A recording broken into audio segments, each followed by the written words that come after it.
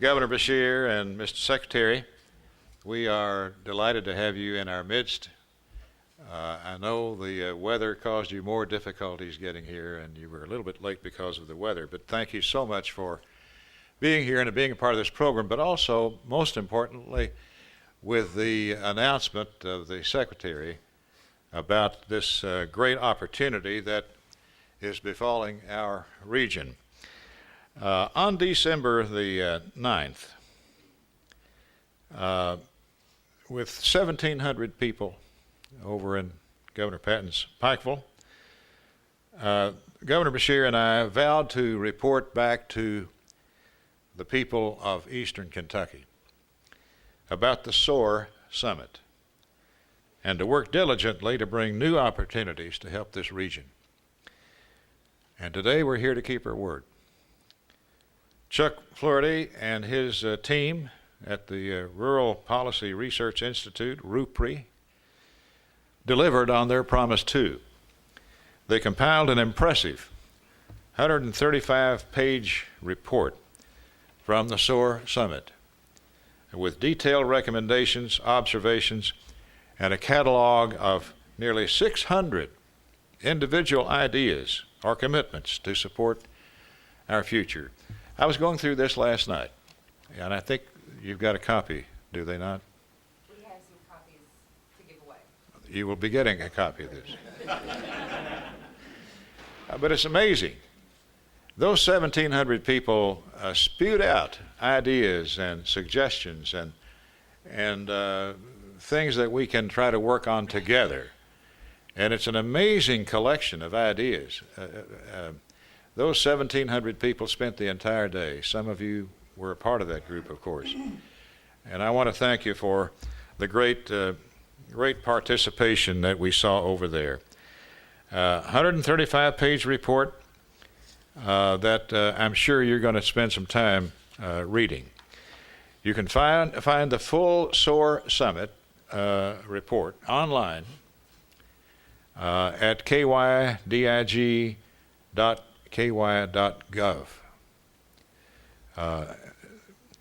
And this chronicle of ideas that's in that report will be our guide for the next steps. I was so proud to discover that of nearly 1,000 comments, only 10 were negative. I'm sure we didn't dig deep enough. We dug pretty deep. You dug pretty deep. We know that whatever we focus on will get bigger, so our challenge as a region is to focus on solutions instead of problems. In fact, the overwhelming response from SOAR attendees that day was, how can I be more involved? It was about our region. It was not about them individually. And us politicians stepped back out of the way so that real people can come up with the ideas that they want to be involved in. Our people are volunteering to serve in working groups, to sit on various committees, and that's the attitude, that's the drive and determination that's truly going to make us soar. So now that we have this report, the governor and I will work with the planning committee and others to develop the structure to try to capture these ideas and give them a way to be considered and put in place. This is not a report to gather dust on the shelf. We've got enough of those already. What we are looking for is a plan of action to get things done. And today, frankly, has another purpose that you'll be hearing from the Secretary that fits perfectly with the SOAR initiative that's underway. We agree with the way Eastern Kentuckians want to structure SOAR. They reported that, number one, we need a director for SOAR. We need a coordinating committee for SOAR. And we need working groups, smaller than the total one, that reflect the workout of the breakout sessions like tourism, job creation and broadband, private investment, and so on. Since December 9th, we've received resounding commitments and support for the effort to revive Eastern Kentucky, and let me be clear, coal is going to be a major part of our future.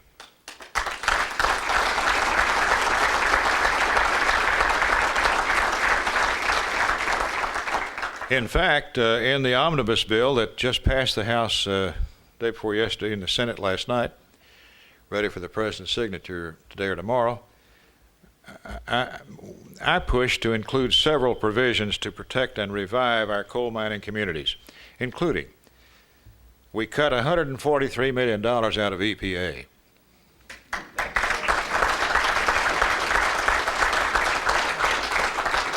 It prohibits any rule changes to valley fill material, like was being threatened. Definitions that could further restrict our coal mines and result in thousands of additional job losses. The executive branch is prohibited from putting out any new rules on defining what fill material is. It prohibits cuts in funding for coal-fired power plants overseas to help from slowing down our exports. One of the bright things about coal these days is exports. And yet the executive branch was telling Exim Bank and OPIC overseas not to fund any coal-fired power plants overseas, which would be a major problem for us. That's prohibited in this bill. And we required the Economic Development Administration to dedicate no less than $3 million to job creation in our hard-hit coal mining communities. So coal is going to be with us. It probably won't hire as many people as it once did, but it's going to be here a long time because the world cannot do without coal, and that's Eastern Kentucky coal. It ensures that our electric rates are affordable. It provides good-paying jobs. Our whole nation needs coal to be a part of our energy future. In the meantime, SOAR is designed to capture more opportunities for Eastern Kentucky, highlight our intelligent students, and recruit jobs for one of the most competitive workforces available in this nation. In fact, several great opportunities have already been announced since the summit in December. The governor and I took it upon ourselves to sort of copy how Pride came into being. If you recollect Secretary Jim Bickford under Governor Patton,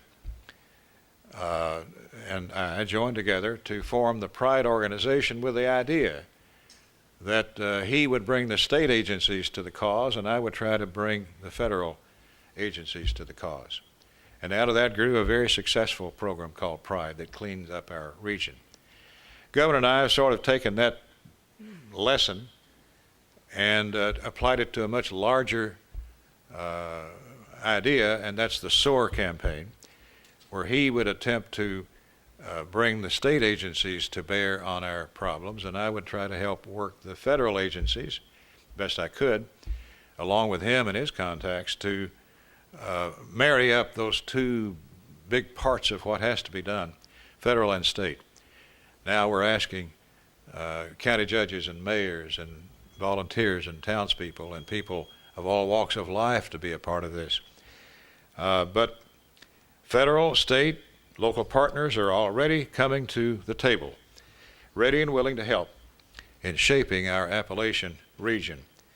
During his State of the Commonwealth address just last week, the governor started off the year making sure all Kentuckians know that SOAR is a priority. SOAR is his priority. And Governor, we are indebted to you. Thank you.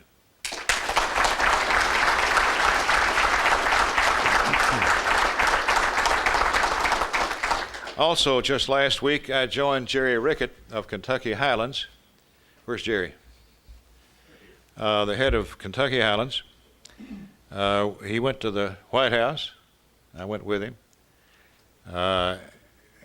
Southeastern Kentucky received one of 5 presidential promise zones, the only rural area included in the announcement of a thing called Promise, which the president announced in Jerry's presence. So congratulations to Jerry Rickett and his team at Kentucky Highlands for their diligent work and successful application for that Promise Zone status.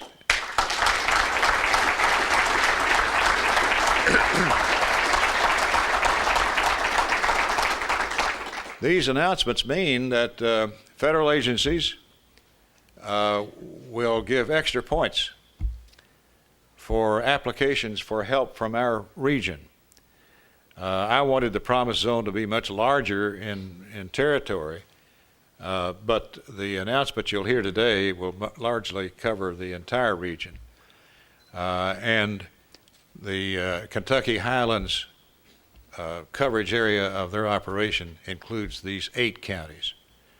But I assure you, there will be plenty to make up for it. So Jerry and I both wish it could have included more than 8 counties, but it's a start, and there will be other opportunities. There's not one silver bullet that's going to solve our problems. We need more federal partners to get involved, more state partners to commit, additional private investors to see the value of boosting Eastern Kentucky. And I so much appreciate Secretary Vilsack for stepping up to the plate. He's been involved from the beginning, and that's the reason RUPRI was even here, was because of the Secretary. He's been involved from the beginning, and he's here to announce another mechanism to support not just a few counties, but the entire region. He'll share more about the strike force in just a couple of minutes. This is what SOAR is all about. Working together, dreaming big, thinking outside the box, creating new opportunities, staying with it over a period of time. Not going to happen overnight. Not a single silver bullet. It's going to take all of you, all the time, every time. And I've seen such response, heartfelt response from Eastern Kentuckians who love this place, who've stepped forward and said, count me in, sign me up, tell me what to do. It's just been a heartwarming experience, and we just got started. So that's what SOAR is all about. There's no agency more committed to the SOAR initiative and to this region than the Appalachian Regional Commission. And Earl Gold, the federal co-chair, is with us. Earl, thank you so much for all the work that ARC has given us already and has promised in the future. Thank you so much.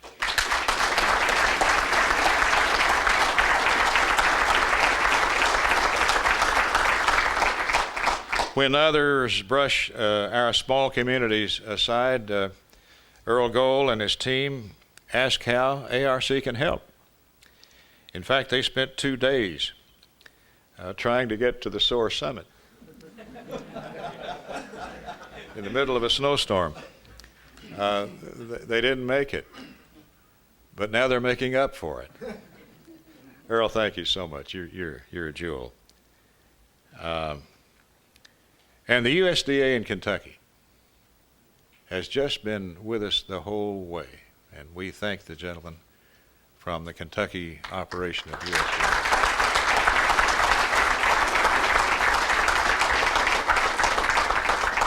I don't know about you, but the SOAR Summit really inspired me. It was a uncommon, rare, if not unique event. We all came together, very little carping. People were thinking outside the box. They were trying to figure out the best thing that we needed to do in our part of Kentucky, how we could work to keep our young people home, how we could take care of those who are laid off in the minefields, how we could dream big for the future and create the kind of place that you and I dream of. Well, we got a chance. We got the opportunity. We got an opportunity here, and it's going to work out good. Our young people are writing Microsoft programs, leading their college campuses, opening their own businesses, all the while realizing they can make it in New York City or LA, but they've got a greater desire to help transform Hazard and Whitesburg, Pikeville, Middlesboro, all the other beautiful places they call home. At the SOAR Summit, I challenged folks to hustle and to think out of the box. And looking at this report, reading through it thoroughly last night, that's exactly what they have done. They've told us how to do it and what to do and why. Now, they say that waiting for things to happen is a good thing. But Lincoln said, waiting for the good things to happen means that only there will be left things left behind by those who hustle. So let's not wait around. I don't call you a bunch of hustlers, but but I'd like to. We've got to hustle. So here we are, 60 days after the summit, announcing amazing opportunities on the horizon for our region. And stay tuned.